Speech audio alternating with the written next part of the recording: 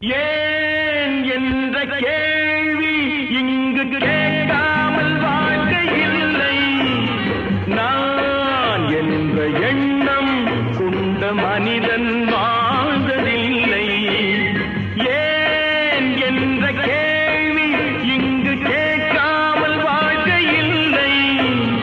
நான் என்ற எண்ணம் கொண்ட மனிதன் வாழ்ந்ததில்லை.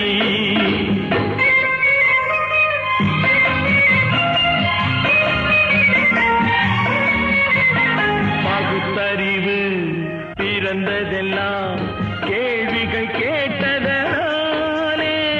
பகுத்தறிவு